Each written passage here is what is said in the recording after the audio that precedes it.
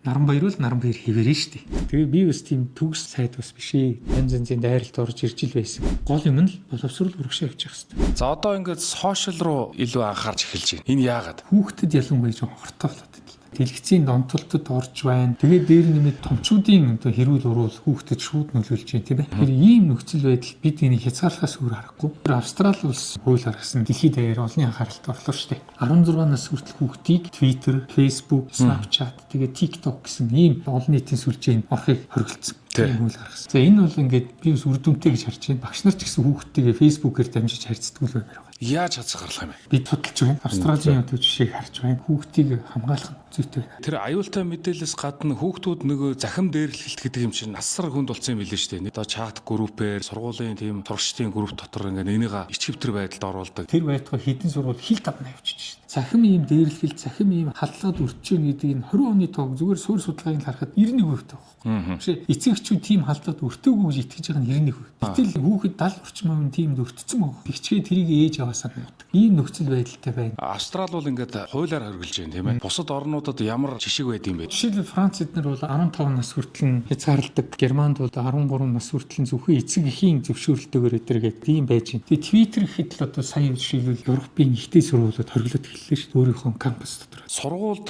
гар утас хэрэглүүлэхгүй байх тал дээр бас нэг юм яригдсан шүү дээ. Цуглалмаа сайд үед гарцсан тушаал байдаг. Тэгээ зарим нэгэн сургуулиуд бол гар утасны хэрэглээг хязгаарласан тал байдаг. Ер нь хичээл эхлэхэд нь хурааж аваад тархат нь өгдөг ийм сургуулиуд ч. Энэ электрон тамхитай холбоотой сургуулийн хүүхдүүд маш их хэрэгжилж байгаа гэсэн мэдээлэл байдаг шүү дээ. Энэ татаж үтсэн гэдэг хүүхдээ 10 хүүхдүүд минь нэгэн тэгээ хэлээд байгаа байхгүй. Тэгэхээр энэ туйлын аюултай нөгөө янз янзын хорт үтсийн шүүсэн ч гэсэн тэр цаана нөгөө мансууруулдаг тархинд нь шууд нөлөөлдөг никотин байгаад байгаа. Одоо хүүхэд гэдэг чинь тархинд бүрэн хөгжөөгөө. Тэгээ ингээд донтоод эхэлт байж болохгүй. Ингээд хоригдсан ийм тушаал гаргасан. За тухайн үедээ бас янз янзын дайралт орж ирж ил байсан. Шийдвэр гаргагч нар хүүхдийн өмнөөс шууд шийддэг. Харин таныг харж байхад хүүхдийн талд бас их байна гэж. Жишээлбэл сая энэ менингитийн халдвар ер нь ингээд томоо халдвар төвчний үеэр ингээд шууд сургуулиудыг хааяа гэж ярьдаг шүү дээ. Та бол хэлэхдээ хүүхэд хохирно гэж хэлсэн. Энэ тал дээр моцрол гэдэг юм чинь хүн гүнзгий урхахтай байдаг. Тэр эцэг эхчүүдэд хандаж уриалахад хичээлтний сайн явуулаа. Яаж хийж байгаа вэ? Яаж хийж байгаа 3 сарын 1-ний өдөр хүртэл маскын сайн зөвлөгчгий дулаараа хүмүүний дэгдэлт аяндаа багасна. Тэгээд ирэхээр бол гайгүй бол эцэг эхчүүд манаас ойлгож хандчаад би баяртай байгаа. Ер нь цаашдаа ч гэсэн гинт одоо завсарлуулах, гинт одоо карантин зарлах, генет цахим руу шилжүүлэх нь бол хэн хохирдгийг хүүхэд л хохирдог. Энэ сүүлийн 10 гаруй жил дандаа л ингэж явлаа шүү дээ. Бид энэ хатуу байна. Агаарын бохирдлын үед урт хамраа 100 хичээлээ гэдгийг та юу гэж боддог? Ер нь бол зүйтэй. Гэхдээ энэ олон жил яваад ирсэн юм уламжлал байна. Тэгэхээр өвлийнхөө амралтыг дахиад нэг 7 хоног сунгаад үзье. Тэр хэмжээгээр 6 сарын энэ жил 14 гэхэд хамарч байгаа байхгүй юу? Тий.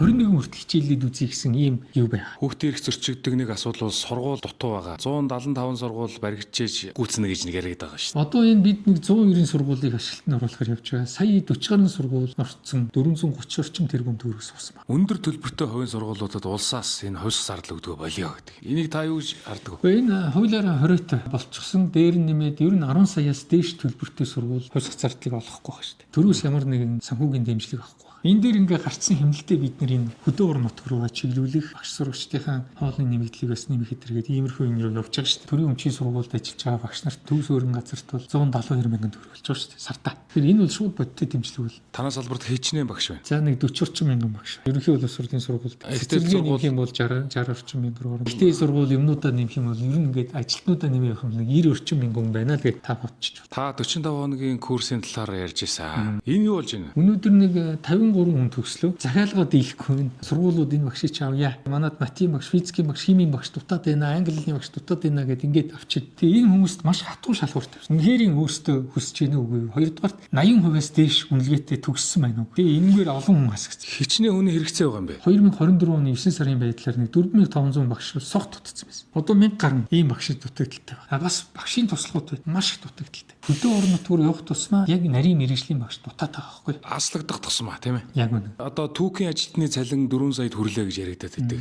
Багш нарын цалин дунд чинь хэд байгаа юм? Яг үндсэн цалин нь бол 1.5 сая төгрөг. Яг бодиттой цалин нь бол дундчлаад үзэх юм 2.4 сая. Саяны хоолны нэмэгдэл, анги даасны, за тэгэл орон нутгийн нэмэгдэл гээл ингээд багш нарт ийм нэмэгдлүүд байдаг. Цаашдаач нэмэх хөтлөг барих хэвээр. Тэр түүхийн ажилтнуудтай харьцуулахад өөр юм аа. Нийслэлийн хүрээнд л нэмсэн шүү дээ тэр чинь. 90 мянган хүнтэй энэ салбар ахгүй. Энд чинь өөрөө жоохон нэмэгдэх хэдэн 100 тэрбумаар хөдөлж байна. баядаар яригдана. 4.5 ихний эдий чинь 88% нь урсгал зардал дээр явчихдаг байхгүй. Яахын аргагүй цалин нэмэх асуудал их хурлын үрээнд ярьж төсөв дээрээ сууж явах хэрэгтэй асуудал болж байгаа. Сая Монгол Улсын их сургууль, Монголын үндэсний их сургууль хоёрын шүүхийн маргаан шийдвэрлэгдэж явах шиг байна. Зүгээр ингээд харж яхад борооны дараах мөг шиг олон болж исэн. Өнөөдөр яг хэдэн сургууль байгаа юм. Өнөөдөр ихтэй сургуулиудын тоо яг дээр очих хэвээр юм тий. Өнөөдөр нэг 69 орчим байгаа. 69 сургууль. Тийм ингээд 100 хүрэхгүй шүү дээ. Нэг хэсэг чинь бараг 160 70 хүрч ирсэн шүү. 100 хүрч ирсэн. Тэгээ тэндээсээ цөөрөөд явсан. Тэгээ би механик нэгдлийг бол дэмжидэггүй. Зах зээлийнхээ хэрэгцээтэй уялдана. Хоёрдугаарт өөрийн сурах чадвартайгаа уялдах. Тэгэхээр бид ярьж байгаад энэ жил элстийнхэн дундаж оног 10-аар нэмэгдүүлээ.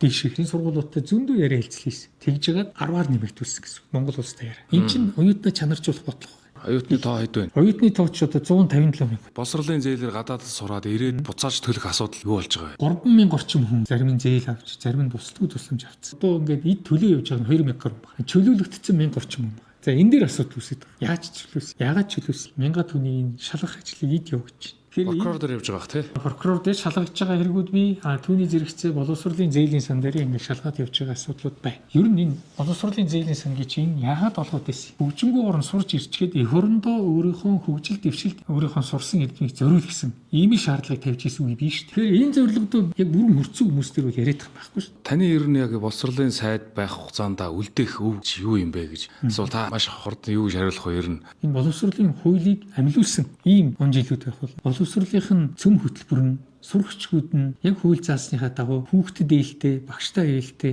илүү ирээдүйн рүү хандсан ийм өөрчлөлтүүд байх бол дээр нэмээд багшийн энэ ажил нэр хүндтэй ийм ажил болсон байх бол дээр нэмээд дунд сургуулаа төгсөж байгаа хүүхд ахлах сургууль руу ороход сонголтын орчин руу ордог бол төрөлцсөн ахлах сургууль руу орох уу, ихтэй сургууль руу зорж эхлэх үү. За ингээд хөдөлмөрийн зах зээл дээр нийлүүлэгдэж байгаа хүүхдүүд 18-аас 24, 5, 6 нас хүртлийн сонголттой болж эхэлнэ. Түүний зэрэгцээ бид 2,000 англи хэлний багшийг гадаад бэлтгэсэн байх бол 10,000 багш нарыг гадаад дотоодын магистр, доктор сургацсан байх бол ийм одоо зөврүүл бид явж байна. Ажлын өдөр чир нь яаж өнгөрдөг вэ? Хэдэд цагт ирж байна? Өмнө нь алхаад байдаг байсан. Одоо боловсролын яамруугаа алхаж байгаа юу? Алхаж байгаа. Алхсан хурдан байгаа шнэ. Заримдаа бол унаанд суун, заримдаа бас автобусанд суун, заримдаа ер нь бол зуны цагт бол их юу хэрглэж байгаа. Нөгөө скутерийг сайд болоод ингээд ажиллаад үзэхээр гаднаас нэг харах, дотор нь өөрөө ажиллаад үзэх хоёр бас өөр болдог юм шиг байгаа юм. Сайд хүний бас нэг том чадвар нь тэр төрийн албатайгаа зөв хуршиж ажиллах тийм юм байна гэж харж байгаа. Туршлагатай сайдныг харахад үнэхээр тэр тал дээр мундаг байт юм байна. Би ч гэсэн тэр туршлагаас нь суралцж байна. Төрийн албаны мэрит зарчим, за энэ доктортой залгамж байх ийм зарчмыг хүндэтгэж ажиллаж байгаа. Үнэхээр ийм одоо чадварлаг албан хаагчтай байж урагшаа.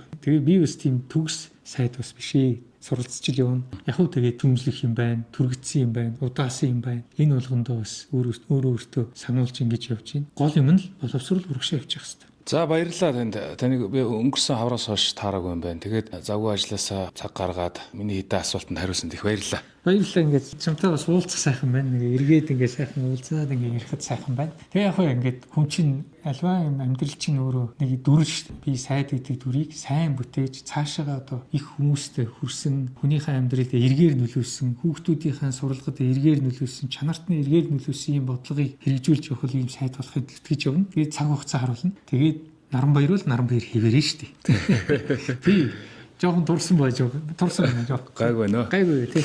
За баярлалаа. Тий. За баярлалаа. За баярлалаа.